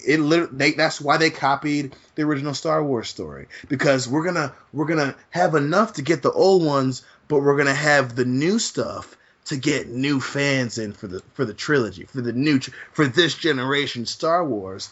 And it came off as this giant slap in the face, and it's like the dude that works in the fucking mailroom where I work, who's, oh man, it was great, and I'm like, dude, it's literally a shot for shot remake, and the story doesn't make any fucking sense.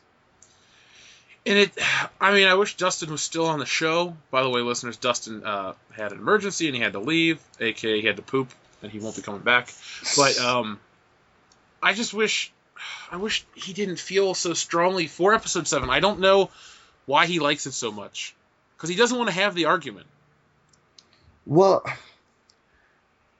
I think that's a prime example of them pandering enough. So some of the original people who love the original trilogy aren't buying it, but they're hoping that they got enough of them with how it looks, with the characters. And I think Dustin is one of those folks that, he can't look at it objectively and say, how is the main character so powerful at this point? He can't look at them and watch the movie and say, wait a minute. R2-D2's a robot. How does he just magically wake up when this bitch comes around? Like, it's the same thing. There's enough Star Wars for you to recognize the property, but there's all this new shit that doesn't make any fucking sense. And before anyone out there goes, now, well, you gotta wait for Episode 8. No, I fucking don't. They laid the fucking they laid the foundation in episode 7, and the storyline doesn't make any goddamn sense. Yeah, because, like, okay, I'm with you 100%. We may disagree on... Really, we don't disagree on a lot. We just poke fun at each other. But when it comes to Star Wars, I think you and I are on the same page, almost to, like, a fault. You can watch the old Star Wars movie, and it makes sense. You don't need to wait for episode 5 to come out Exactly. for that movie to make sense. Hell, I hate to give it credit. Episode 1 is not a good movie, but you don't need episode 2 to explain things in episode 1. You know the story. It is all right there. I will give George Lucas credit. Certain things were... Okay, prequels are really bad. I don't think they're good movies, but man, I detest episode 7. But at least with the prequels, there were things that made sense. There was a cohesive story, a coherent story. Things were logical to a degree. We don't just put things... Like, okay, maybe in episodes 1 through 3, stupid things happen where, like, oh, C-3PO is made by Darth Vader, or, so-and-so's related, or Boba Fett's clone of Jango Fett. That was all dumb shit. But nothing's as offensive as, like, we're on this random planet, oh, here's the Millennium Falcon, I know what to do instantly. It's just... Exactly. And to further our point, J.J. Abrams fucking said, he admitted that there's a lot of plot holes in episode 7. He fucking admitted it. So when you have the Second City movie savior whose other properties don't make all that much fucking sense either, say, hey, that I see where people are coming from. What the fuck more evidence do you need? I can lead a horse to water. I can't make it drink it. Episode 7 doesn't make... there's so many fucking plot, and it just pisses me off even thinking about it. How the Falcon's the biggest example. How does she know how to fuck? She even says, I don't know how I'm doing this. I'm like, what the fuck? And if anyone out there says, it's the Force, go fuck yourself, all right? Thanks. Luke Skywalker knew how to fly in the first Star Wars movie. That was established early on when Obi-Wan Kenobi meets him. He goes, I hear that you're quite the pilot yourself. That's in the beginning of the movie. Then later on, when he goes to fight the Death Star, the guy goes, can you fly this ship? And they're like, Biggs is like, he's the best bush pilot in the Outer Rim territory. It is known that Luke is a good pilot. Right. This Rey chick can barely scavenge for food, but as soon as this movie starts, push comes to shove, she's the world's fucking expert on everything. She's, she's a better... What is she better at in Star Wars than we are, Dion? She knows more about Star Wars than us. Apparently. She is perfect. I love her so much. Sarcasm. She's not even a character, dude. No. She's the fucking, like, the fuck... J.J. Abrams, if I could write the perfect Star Wars character, this is what it would be. Someone who doesn't need to be trained, but just gives himself over to the Force. Remember the Force, guys? We say it a lot, but clearly we don't know what the fuck it meant. Like, it's like, what? That doesn't... It doesn't make fucking sense. And then, that's probably Luke's daughter. Oh, that's probably Obi-Wan's daughter. Again, that doesn't make any fucking sense. Like, you don't think... So, at least with Luke Skywalker, they put him on Tatooine, at least, for the fucking reason that their dad could sense him. You mean to fucking tell me that, we think that she's going to be important, so we'll put her here and just leave the bitch by herself? Like, wait, what? Like, what the fuck are you talking about? And I don't know how so many people didn't see these problems. Right. We're not of Rain Man level quality of detail, meaning we don't obsess over everything. I've seen this movie one time, and I went, huh? What? Why? People are just so like, oh my god, Star Wars is back. Holy shit. It hurts me. And, I know this sounds really cynical and mean. I want Star Wars fatigue to set in tomorrow. I don't have hard numbers. This is just observation plus what I've been told by some fans of the show. That Star Wars, this movie ain't moving on Blu-ray as fast as you'd think. I was literally going to ask you. I was like, I would love to see the Blu-ray and DVD sales, because it sure as shit there was a lot of props at my local stores here in the area, but that shit was not flying off the shelves. I went to Target the other day to pick up my copy of Spectre on Blu-ray, and they had so many copies of Star Wars. Now, I know it's the biggest thing ever, and you would want to get that, but certain things come out, and you can't even keep them in stock because they're so popular. Right. With this Star Wars movie, it's like, well, we've all seen it. We're all over this movie. It's so bizarre. Mm-hmm. Mm-hmm. And I can't wait to say I told you so. I cannot fucking wait because it's going to happen. It just, you can't tell me that any of this makes any sense. You can't use the next movie as an excuse because that's not how fucking movies work. That's not how storytelling works, dude. Exactly. Like, and the movies that do it are seen as fucking horrible. Now, I get that people want to say that Lost is this great thing, but there's a fucking reason people don't talk about it anymore because it doesn't make any goddamn sense. Dude, Lost wasn't that great when it was on TV. I remember being in college trying to watch it with that girl Steve or Katie or whatever the hell we called her. Oh, yeah. In that show, I watched it, I'm like, okay, this is just a bunch of, like, mystery box things. It's like, see, J.J. Abrams is so obsessed with the mystery of this movie that you don't even tell a complete story. I'm not going to wait all these years to get the whole story. I'll put it like this, Disney, if anyone that's ever associated with Star Wars or Disney hears the show, Jeff Hicks is not a fan anymore. I was the guy that, as a grown man, would still go into the stores and pick up figures. You know, I would be the guy that would gladly buy another release of the Blu-ray if there were changes and all that shit. I just over. Like, you guys lost me as a fan for how offensively bad and how stupid this past movie was. There's no redeeming qualities to Episode 7. But it looked cool. No, it didn't even look that fucking cool. I mean, I'm not trying to be that contrarian, but like I said earlier, talking about Avengers, these kind of effects movies are a dime a dozen nowadays, man. And the way effects move, you can even make them on a cheap budget. So Star Wars, the biggest thing that Star Wars had, isn't even unique. Right. And I wanted to bring this up when Dustin was here, but I you're the Star Wars guy too. Did you see that fans have paid for a billboard petitioning Disney to bring back the original extended universe? Cut? No, the expanded universe. Really? Yeah, you tell me what you think about that. I'm gonna pull it up. That's crazy. I said when you asked me about my Star Wars opinion when I missed the show, either stick with the expanded universe or go on your own. And I said them picking bits and pieces out is bad for the fucking franchise. And sure enough, you have the source material. Yeah, not all the EU stuff is very good, but there are so many great elements that would be a sure bet on the movie. And for them to fucking pick, oh, well, we have one of the kids is Ben, but it's not the one you thought. Yeah, another Sith Lord. It's like, come on, God, make up your mind. Either you don't want the goddamn original expanded universe, or you do. Stop cherry picking. I got it here. It's a change.org petition. Now, there's actually a billboard. This isn't the billboard, but this is just the change.org petition, which needs 1,000 signatures. It has 874, and it comes out of Ohio. It says, it was if thousands of voices suddenly cried out and were silenced by Disney. The Star Wars Expanded Universe contains hundreds of books and comics that were all considered canon until April 25th, 2014. We're almost on the anniversary.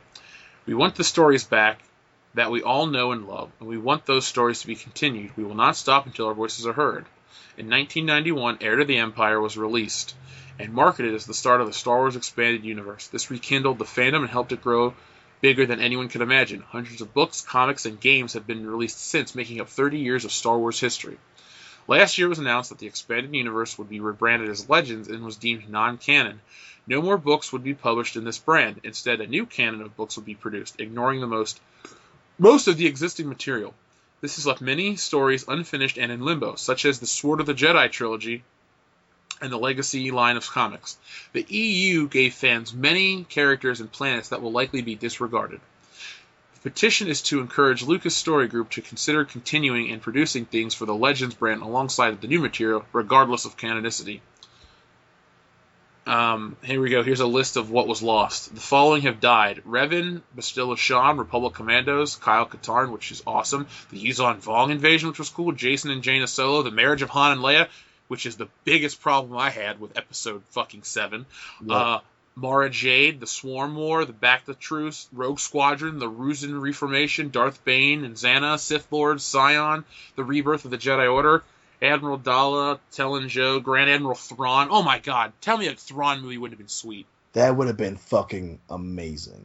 You know, if I had a DeLorean and all the money in the world, I would have went back to 1999, and instead of restarting the Star Wars saga, I would have thrown all the money I needed to at Harrison Ford, and I would have made more Star Wars movies after. I would have made Episode 7 back then, and I would have had... Oh, hell yeah. Like, the fucking Yuzon Vong, I would have had all this extra cool shit. Because, to me, like, the coolness of Star Wars is worn off. Like, the old characters were cool. The new characters are just, like, vanilla and boring.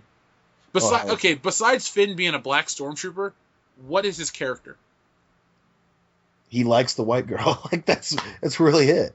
Yeah, but that's like every guy. We all like the white girls. Dion, you married to one. I've banged many of them. It's not like a defining trait. We're all men. We want to bang the pretty white woman. I don't even think Rey's that great looking. I'm not trying to knock her. Oh, no, for sure. I'd agree with that. But, like, Natalie Portman was hot. And I don't think Carrie Fisher was that hot, but I think she was better looking than this new girl. Mm-hmm. Like, if we're just talking strictly Star Wars women, I'm going with Natalie Portman, then Carrie Fisher, then this new girl. And I'm not basing her looks on my hate of her. I'm just going by, my dick. But anyway, what came before was so good. Like, it'd be like if all of a sudden we changed our format for no reason. We started covering horse racing. Like, Who gives a fuck about horse racing? Do we really need to talk about horse racing? Is it that interesting?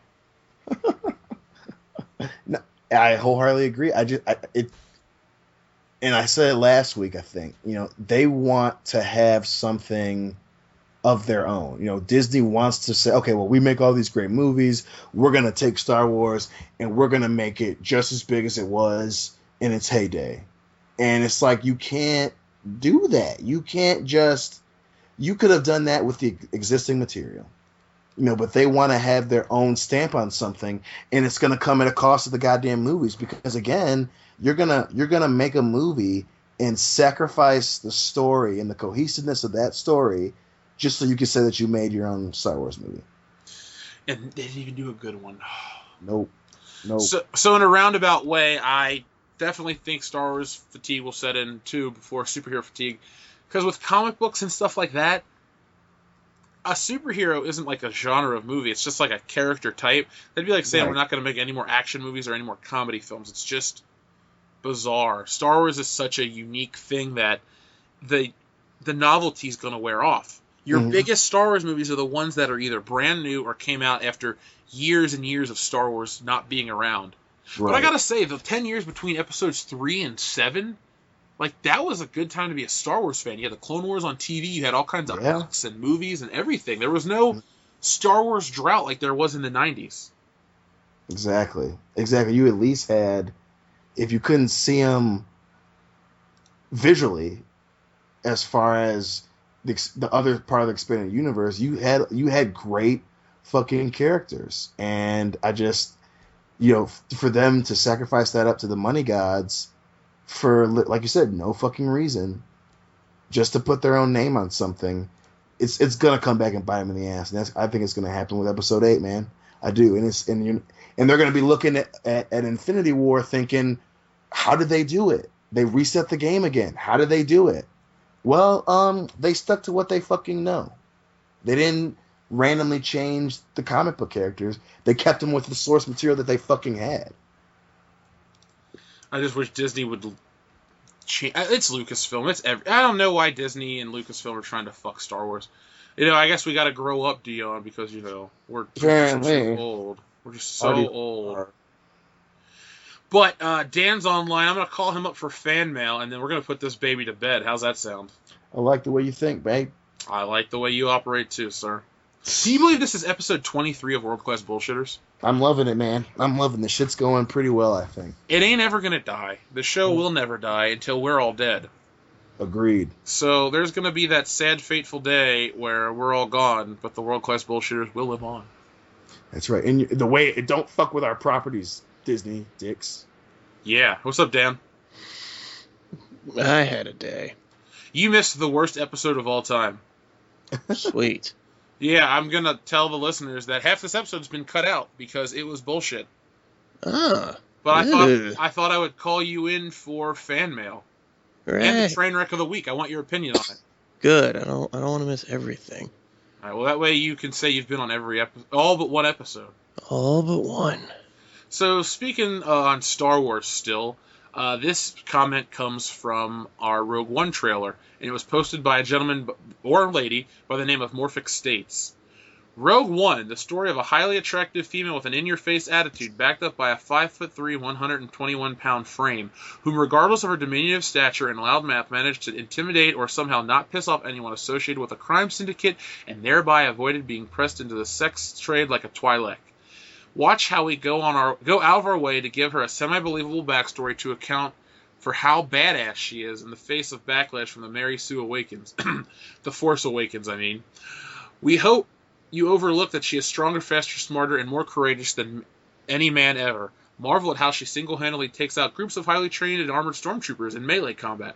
Aw shit, let's face it, we're just jumping on the superhuman female bandwagon. If you're lucky, we might even give her a flaw other than her mouth. So shut the fuck up and just buy the tickets. Or our next superhuman female will be some cellulite-stricken 400-pound land whale who gets exhausted just at standing up, but she can kick Darth Vader's ass without breaking a sweat, while consuming 2 Big Mac value meals and a supersized Diet fucking Coke. And that made me laugh, so thank you, Morphic States. And Dion, all joking aside, that definitely coincides with, we were talking about the Star Wars fatigue. Yep. Running out at episode 8. Dude, Exactly. we already got some negative press towards episode 3.5. Hell yeah! I'm telling you. I mean, if it's cool, if it's good, I'll rescind my apprehensions. But if you're gonna just make it to where it's she could have taken on Darth Vader, if you think about it, no, she fucking couldn't. And if it blows up in their face, I will watch with a big ass black smile. I would hope your smile would be white because your teeth are clean. Right, Wesley Snipes. I'm gonna save the next one for next week. I told this person that I was gonna read it this week, but Dustin had to cut out. So, Super Cosmic Mutant Honey Candle Squid, please continue to listen to our show. I promise you, you know what? Because I told you we'd read it on air this week, I will start next week's show with you, with your comment, because it pertains to basically the opinion of this channel, and I want Dustin here to talk about it. So I have one request. Can you repeat that name for me so I can make sure I heard that right? Oh, I was going to about 3 more times. Super Cosmic Mutant Honey Candle Squid. Say it with me, guys. Super Cosmic Mutant Honey Candle Squid. Squid. At the end of the day, that's a good name. That's the best YouTube name. I don't know. Sci-Fi Savage may not have the coolest name, but damn, I love that person's opinions. Yeah, this... God, what was it again? One more time. Super Cosmic Mutant Honey Candle Squid. You know what? That's not copyrighted. Let's make a comic book about it. He did not choose that name. He literally opened the dictionary, pointed to one word, and went, all right, that. Let me get 3 more in there. And squid. Yeah, and squid. If this guy isn't Japanese, I would be disappointed. It seems like something the Power Rangers would fight. Oh no, Rita Repulsa sent down the Super Cosmic Mutant Honey Candle Squid. We need Megazord power now. If he's not Japanese, I'm scared. Oh. So that'll be the mail. Now the train wreck of the week is not really the traditional train wreck. No one got, raped by a can of baked beans or something stupid. Why not? Baked beans. Well, Baked beans don't rape. I rape. Baked beans just get consumed by me. I blame the Bush's baked beans dog. So instead of rolling that beautiful bean footage, I'm going to talk about this week's train wreck, which is called the Sony PlayStation Neo. Have you guys heard about this bullshit? Mm-mm. You haven't, Dion? I think I have. Mr. PlayStation? No. Sony is releasing a new PlayStation 4 that's superior to the prior PlayStation 4 that we all own. It's essentially Sony PlayStation 4.5. It's got 4K resolution for video output. It's got more powerful processors. Basically, the games are all going to run better. Now, all these white knights usually jump online and say, but every hardware revision is different.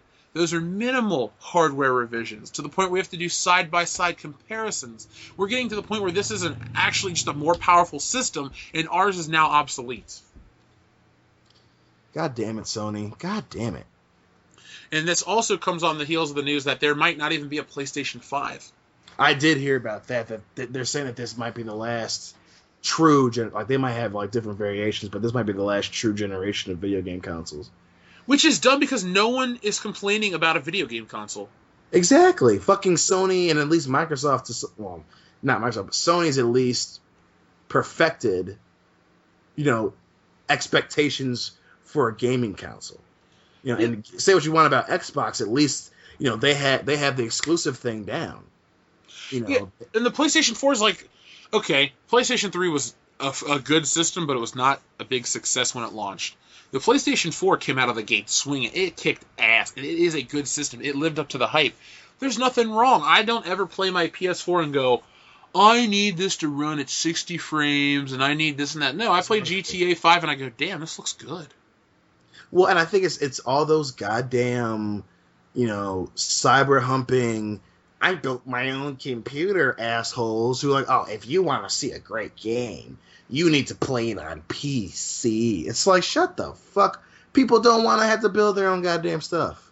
No, I want to buy a box that I can put the game into and it works for 6 years. Oh, exactly. Plug it into my TV. I'm off on the ground and I'm fucking running. I don't want to have to deal with that. And PS4 is fucking awesome. And like, I don't care about fucking 4K that much, man. I really don't. None of us own 4K televisions.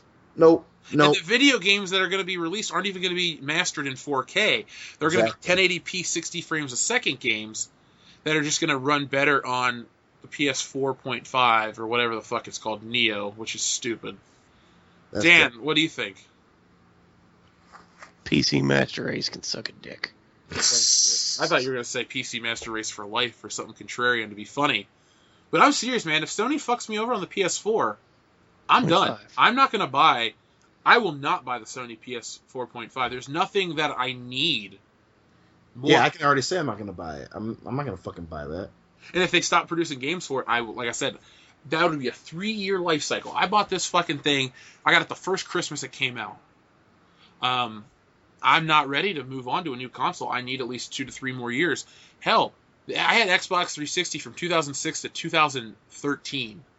Right. That was a run, all right? I had PS3 from 2008 to, well, I still have it, but 2008 to 2013. I mean, it came out 2 years prior. It came out in 2006 as well. I mean, those are good console runs. No one's ever tried to do a 3-year life cycle. Exactly. Like, what the fuck is that about? And I feel like they're purposely trying to take advantage of the fact that the Wii U is going to be fucking done, and they're trying to fucking get ahead of what's the next Nintendo console, the fucking NX or whatever. Yep, exactly. They're trying to get out ahead of them, and it's like, why? You're already number one in the race. You don't have to do anything. Don't try to force your hand.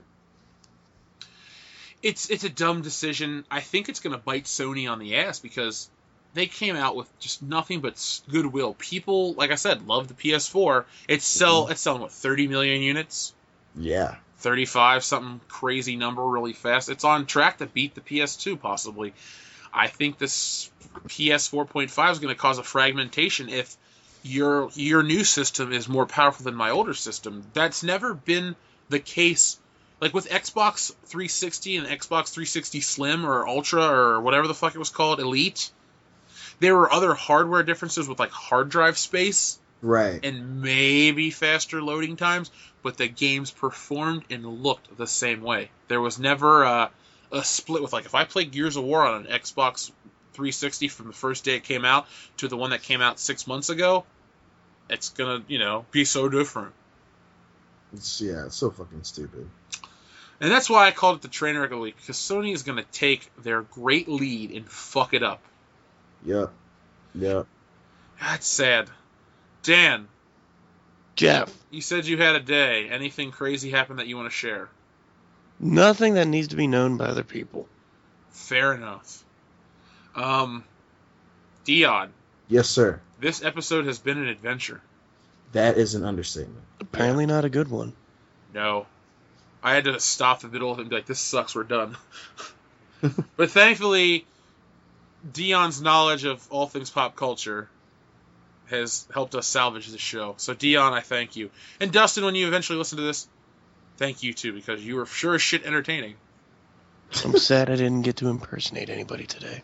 It's not too late. You can still impersonate. Oh, it's fan mail. We got a guy. I want to give a shout out to our, I guess he's our new #1 fan. I don't know. Noah R. doesn't like us anymore. I'm hurt. I woke up the other night and I was thinking, man, I wonder what Noah R. is doing. If he's listening to our show, I'd be really happy.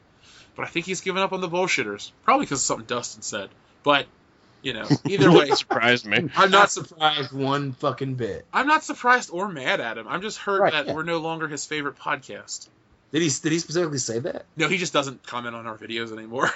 Oh. Honestly, Yes. he's probably a high school or college kid who's got finals or he's getting ready to graduate, and he's busy as shit. So I understand that if that's the case. But if Dustin said something that he's given up on, well, I'm Blame sorry. Dustin. Keep talking. Keep listening. PM me. I will send you his address. You can send him a bag of piss. Or a bag of dicks. Hey, those gummy ones, he'll eat them all up. There you go. Real or gummy. Okay, anyway, from our buddy, the artist formerly known as Straight White Christian Male, the man known as now Todd Howard, he was asking about Dr. Phil. He said, what happened to Phil? And I just said that Phil quit the show. And then Todd Howard goes, so he's not dead? Was it a breakup? Well, I don't know. He's not dead. We Yeah. can confirm this. Yes, he has talked to us about Not being dead. not being dead. That's right. He said words, which means he is the exact opposite of dead. Right. But I just thought it was funny that someone asked about Phil. So, Todd, you listen to every week's show. Phil wasn't on this show unless Dan wants to say something in the words of Phil. No, I did that last week. All right, Phil's what not about here. what about Brian or Joel? Let's see. Let me see if I can. Let me see if I can try Brian. Blah blah blah, gentlemen. Blah blah blah, gentlemen. Blah blah blah, gentlemen. Blah blah blah. Wait for it. Gentlemen. Blah blah blah. I didn't bring my A game today, gentlemen. I don't know if Brian still listens to our show. Who cares? I mean, he's got a new job, so good. Congratulations, Brian. I'm glad you're moving up in life. That's right. What is his new job again? Gas station. Yeah. Brian. I think you can sense my reaction. I can't even see your face in the shadows, but I know what you're doing. Yeah, you know me, Jeff. You know exactly what I'm thinking. I've been your friend longer than anyone, and I know you better than anyone but your sister, your wife, and your mom. So I know how you feel right now. I feel the same way. I guess next week will be the final chapter of Dan Impersonates when he makes fun of Joel. I can do that right now. I'm waiting. That was it. Oh, okay. He's never here. That was it. Do you miss him? I miss the Joester. Yeah, Joel's a good guy. I like when he's on the show, but he doesn't pay attention to us. That is very true. Well, that has been our fan mail. You can contact us. Sorry, I just saw Trump 2016 on Facebook and it threw me off. So, we are world-class bullshitters. Every Thursday we take a dump on the world of pop culture. And when we try to talk about something else relevant, it blows up on the launch pad. It's safe to assume that this episode's opening was a dumpster fire. So if you listen to this week's show and you and you notice that the show is way out of sync compared to normal, We're sorry. sorry, not sorry. It was for your own good. But it involved singing, money, and toilet seats. I feel like I missed a lot, even though I apparently did not miss a lot. Oh, I'll tell you all of it off air. But you should follow us on Twitter using the hashtag WCBS. We are at WorldClassBS on Twitter. You can find us on Facebook And you can email us at worldclassbs@mail.com. The best mail. I'm glad I didn't miss this part. .com. Ding. Yeah, me neither, because, you are the glue that holds that joke together. I am the joke. Well, you're many things. A joke is one of them. Okay, Mark Henry's theme song. I've been your host, Jeff Hicks.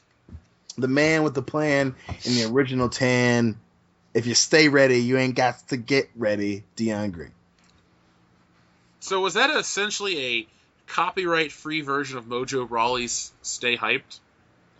Yeah, but I mean, stay ready, you ain't got to get ready was something, I think a rapper said it or some bullshit. You coke addict. Hey, you know what the best quote a rap artist ever said? What? I'm not a businessman, I'm a business man.